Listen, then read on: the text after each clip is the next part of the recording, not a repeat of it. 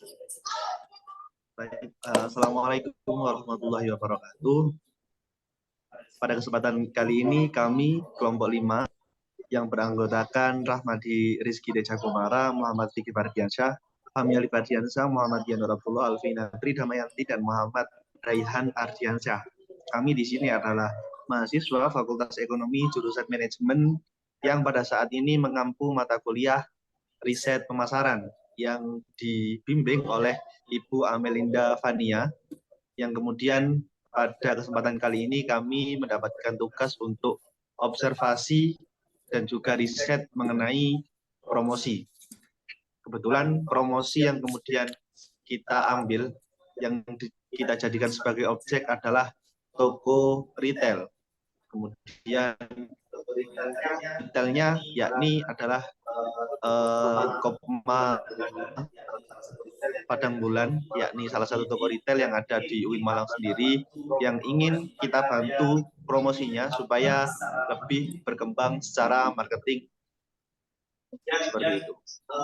Kemudian latar belakang kenapa kok kemudian kami mengambil judul tersebut, diantaranya adalah karena kami rasa bahwa promosi yang dilakukan oleh Koperasi Mahasiswa Padang Bulan itu masih terbilang belum variatif, sehingga kami menambahkan beberapa opsi untuk kemudian sampel ini bisa dijadikan oleh promosi oleh Kopma Padang Bulan, yakni adalah bundling dan juga kupon yang sudah kami lakukan dengan beberapa tahap. Ada tahap pre-test maupun post-test yang nanti kuesionernya akan diisi oleh Sivitas Akademika UIN Maulana Malik Ibrahim Malang. Kemudian hal yang melatar belakangi juga adalah pada penelitian Afandi pada tahun 2018, beliau mengatakan bahwa promosi itu tidak berpengaruh terhadap keputusan pembelian pada sebuah toko retail. Kemudian ada juga, yakni Iriana dan Fajar pada tahun 2019 mengatakan bahwa promosi sangat berpengaruh positif terhadap keputusan pembelian, sehingga terjadi sebuah gap riset yang kemudian kami ingin meneliti bahwa promosi ini adalah berpengaruh terhadap Kopma Padang Bulan dengan membawa variabel, yakni promosinya adalah dalam bentuk bundling dan juga dalam bentuk kupon. Lanjut.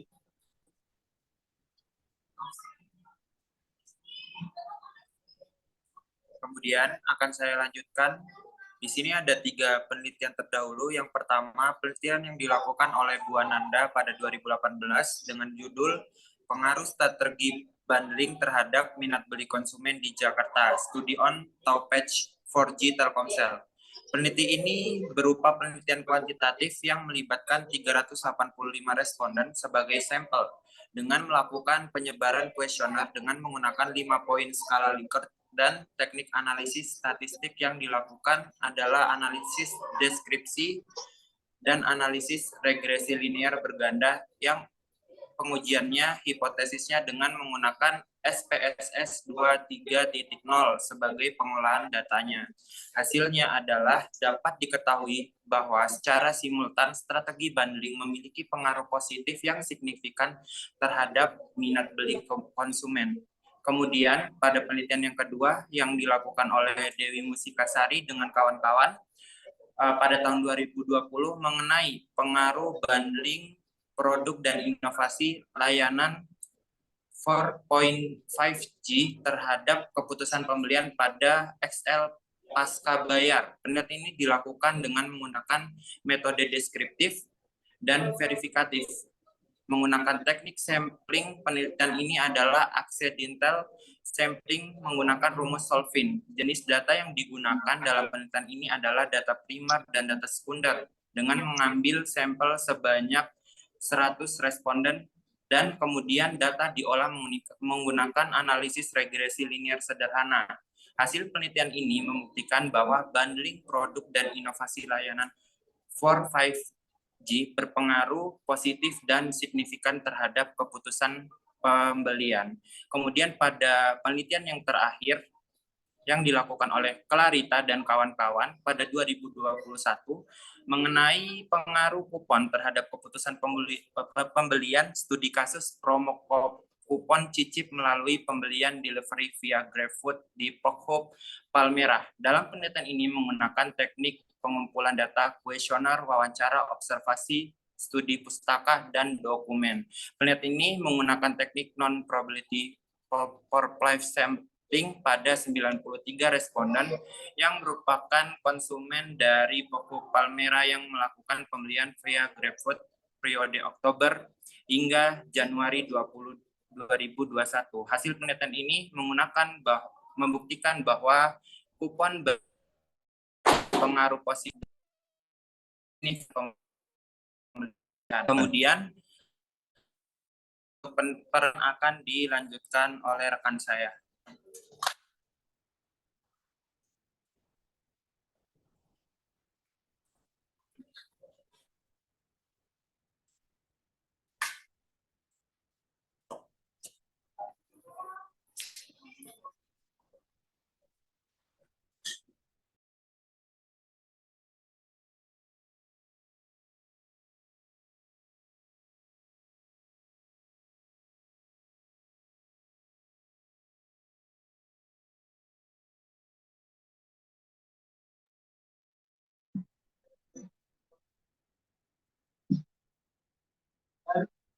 Yaitu sebagai berikut.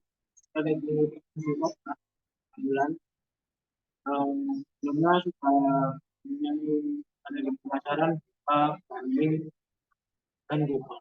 Namun strategi promosi tersebut belum efektif. Jadi kita ini melakukan sebuah eksperimen dan di dalamnya tersebut merupakan observasi secara implementasi tentang strategi banding dan kupon yang dilakukan oleh Hotmart. Jadi di sini terdapat sebuah proses dan tes dan di dalamnya merupakan metode untuk melakukan sebuah penelitian.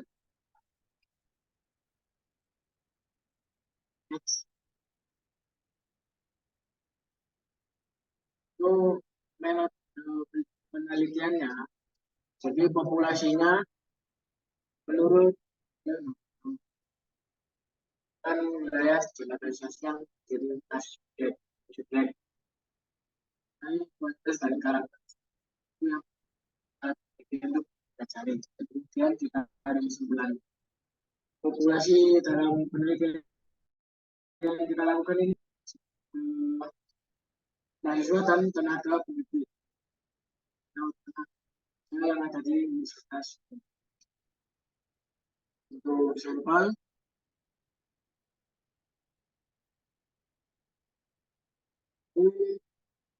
sampelnya adalah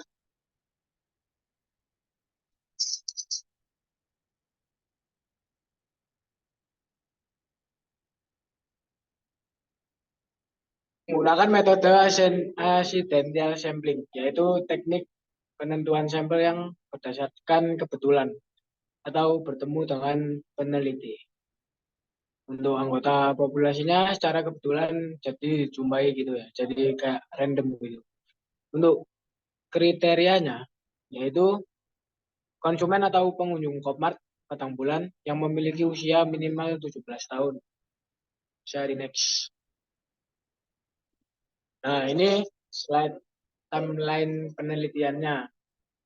Jadi kita melakukan penelitian kurang lebih 4 minggu atau 1 bulan.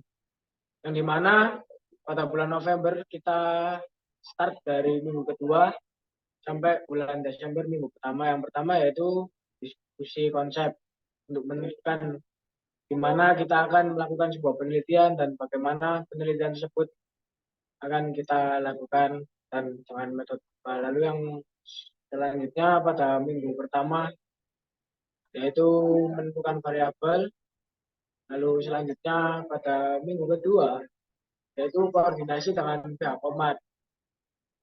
Dan minggu kedua juga kita membuat kuesioner, yaitu pretest.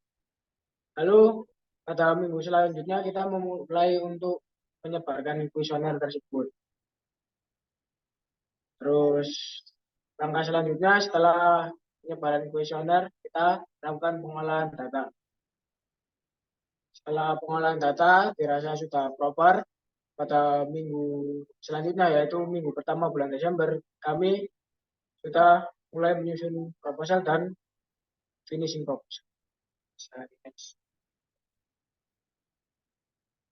Untuk slide prosedur pengumpulan data akan dilanjutkan oleh rekan sekelompok kami. Oke, jadi prosedur pengumpulan data yang digunakan dalam penelitian ini yaitu membagikan kuesioner dan observasi. Nah, kuesioner merupakan teknik pengumpulan data yang dilakukan dengan cara memberikan seperangkat pertanyaan atau pertanyaan tertulis kepada responden untuk dijawab. Kuesioner ini disebarkan secara online kepada responden.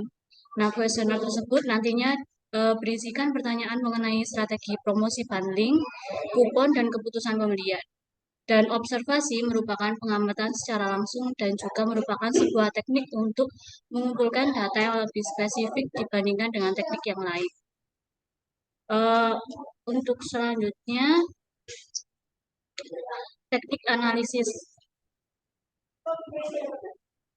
Teknik analisis data di sini kami menggunakan PLS atau partial least square atau statistik deskriptif, merupakan submodel yaitu untuk model pengukuran atau biasa disebut outer model. Untuk dalam PLS ini terdiri dari dua tahap ya. Jadi yang pertama model pengukuran outer model.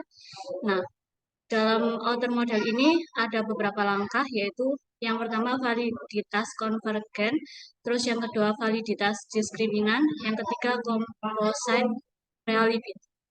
reliability. Selanjutnya ada model struktural atau inner model. Nah, biasa disebut dengan inner relation, menggambarkan antar variabel latin berdasarkan teori substansi penelitian. Inner model ini menunjukkan kualitas signifikan dalam hipotesis. Nah, skor inner model ini ditunjukkan oleh D statistik harus di atas 1,96 untuk hipotesis 2 ekor dan di atas 1,64 untuk hipotesis 1 ekor. Adapun langkah-langkah dalam penelitian ini yaitu merancang model struktural inner model. Terus yang kedua ada merancang model struktural outer model. Untuk selanjutnya dijelaskan oleh teman saya.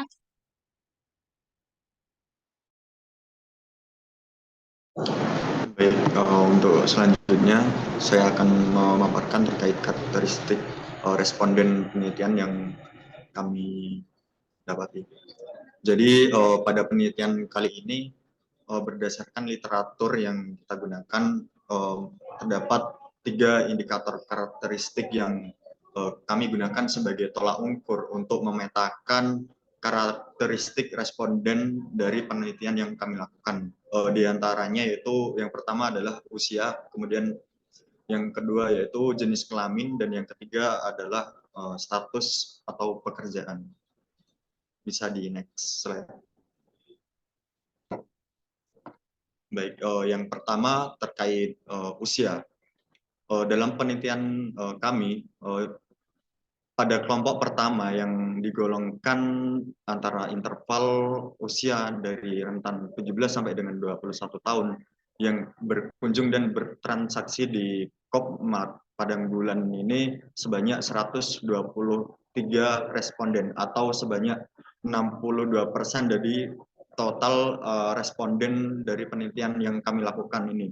Bahwasanya dapat disimpulkan atau dapat ditarik garis besar umur antara 17 sampai 21 tahun ini merupakan umur bagi mahasiswa baru atau mahasiswa dengan semester muda, di mana mereka intensitas untuk melakukan pembelian di Kopma ini lebih tinggi. Hal ini mungkin dikarenakan karena jumlah mereka berkunjung ke kampus lebih banyak dibandingkan dengan mahasiswa yang semester tua atau dengan umur yang lebih tua. Itu merupakan probabilitas ataupun kemungkinan yang menjadi faktor-faktor di luar penelitian yang kami lakukan. Kemudian yang kedua adalah rentan usia 22 sampai dengan 25 tahun, di mana di sini sebanyak 63 orang ataupun dalam persentasenya sebanyak 32% dari total responden yang kami dapatkan. Sedangkan jumlah responden pada kelompok ketiga dengan rentan usia di atas 26 tahun, di mana ini merupakan usia para pekerja ataupun tenaga pendidik yang berada di lingkungan UIN Malang. Yang didapati sebanyak 8 responden ataupun 6%. Nah, berdasarkan data tersebut dapat diketahui bahwa responden yang paling banyak mengunjungi atau bertransaksi di Kopma Padang Bulan ini yaitu adalah responden dengan kelompok ataupun rentan usia antara 17 sampai dengan 21 tahun dengan jumlah 123%. Kemudian di urutan kedua berada di kelompok dengan usia 22 sampai dengan 23 tahun sebanyak 32%, dan yang terakhir adalah kelompok usia di atas 26 tahun atau di dalam case ini usia di atas 26 tahun ini merupakan kelompok ataupun para pekerja ataupun tenaga pendidik di lingkungan UIN Malang yang salah satunya menjadi target pasar dari Kopma Padang Bulan ini dalam menjual produknya. Bisa di next. Kemudian karakteristik yang kedua adalah jenis kelamin. Nah, berdasarkan responden yang kami dapati sebanyak 77 responden atau sebanyak 38% dalam persentase merupakan responden dengan jenis kelamin laki-laki. Kemudian untuk jenis kelamin perempuan sebanyak 123 responden dengan persentase 62 orang. Nah, berdasarkan data atau jumlah responden yang kami himpun yang berbelanja atau melakukan transaksi di Kopma Padang Bulan ini didominasi oleh gender atau jenis kelamin perempuan dibandingkan dengan laki-laki, yang di mana di dalam persentase ini dari jumlah 200 responden yang kami dapatkan sebanyak 38% laki-laki dan 62% perempuan. Next. Kemudian karakteristik yang selanjutnya adalah terkait status ataupun pekerjaan, di mana sesuai dengan interview kami dengan pihak Kopma selaku penggerak usaha ini, bahwasanya mereka memaparkan terkait sasaran ataupun pasar yang dituju dari Kopma Padang Bulan ini merupakan mahasiswa ataupun mahasiswi serta tenaga pendidik atau tenaga kerja di lingkungan UIN Malang, di mana di dalam penelitian yang kami lakukan dan dari responden yang kami himpun sebanyak 190 responden ini merupakan mahasiswa yang melakukan pembelian di Kopma Padang Bulan. Kemudian dalam kelompok yang kedua yaitu tenaga pendidik atau tenaga kerja didapati sebanyak 10 orang, di mana dari data tersebut dapat disimpulkan bahwasanya secara garis besar dan mayoritas pengunjung dari Kopma Padang Bulan ini ataupun orang yang melakukan transaksi di Kopma Padang Bulan ini didominasi oleh mahasiswa ataupun mahasiswi di lingkungan UIN Maliki Malang. Bisa di next.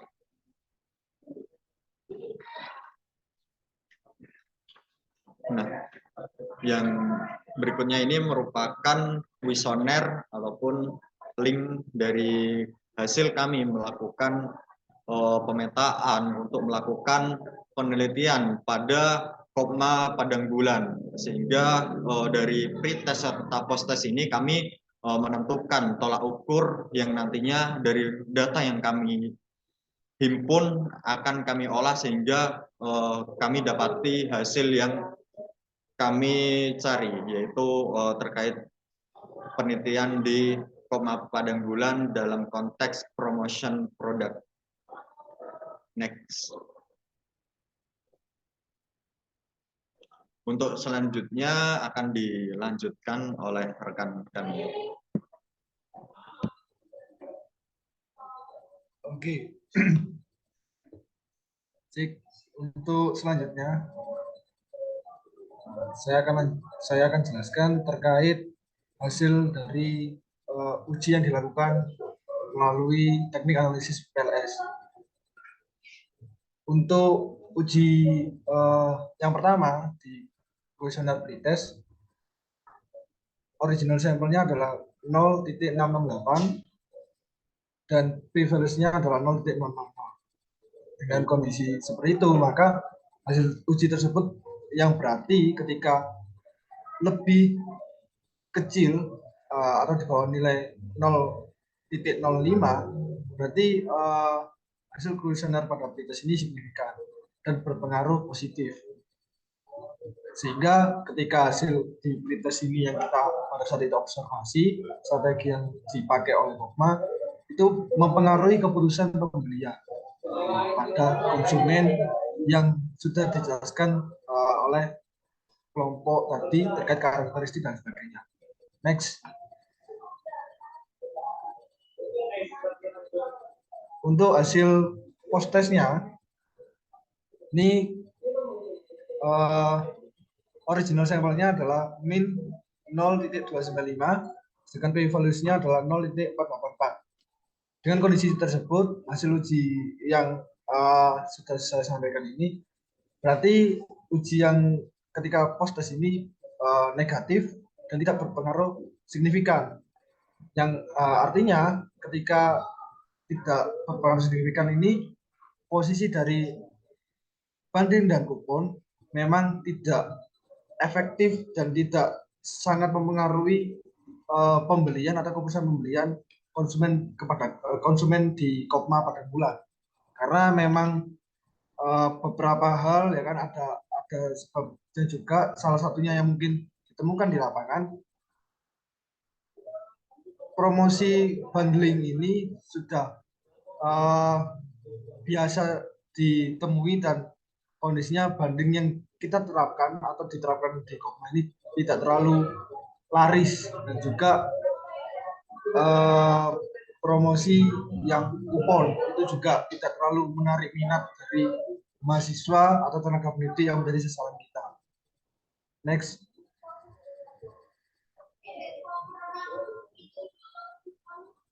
Oke, kesimpulan dan saran berdasarkan hasil penelitian yang sudah kita lakukan selama 1 bulan. Yang pertama adalah Kopma pada bulan ini menerapkan sistem promosi dengan media bundling dan juga kupon yang memang seharusnya juga kita usulkan untuk melakukan ini dalam waktu sekitar 2 minggu dari hasil pretest dan post-test. Yang kedua, strategi promosi dengan media bundling dan kupon ini memberikan pengaruh ketika pretest atau observasi yang sebelumnya itu memberikan pengaruh positif dan juga signifikan terhadap keputusan pembelian. Tapi untuk setelah itu atau post-test, ketika kita menerapkan strategi yang banding dan kupon ini tidak berpengaruh signifikan dan juga hasilnya negatif. Untuk yang terakhir, pada hasil ini memang menjadi saran untuk Kopma bisa memberikan evaluasi dan menambahkan metode atau media yang lain yang dilakukan untuk mempromosikan jualan dari toko retail Kopma pada bulan sehingga bisa lebih baik lagi. Dengan beberapa lampiran yang juga sudah ada di proposal, termasuk laporan surat dan lampiran rekomendasi, mungkin nanti bisa dicek juga. Jadi kira-kira seperti itu untuk kesimpulan dan saran dari kami kelompok 5. Terima kasih sudah mendengarkan presentasi dari keseluruhan kelompok 5 yang sudah berjuang untuk membuat riset pemasaran ini atau experiential marketing ini, meskipun dengan kondisi juga tidak berpengaruh, tapi paling enggak kita kelompok 5 sudah berusaha semaksimal mungkin untuk melakukan experiential marketing ini dengan sesungguh-sungguhnya dan sebaik-baiknya. Mungkin sekian saya mewakili dari kelompok 5. Terima kasih. Wassalamualaikum warahmatullahi wabarakatuh.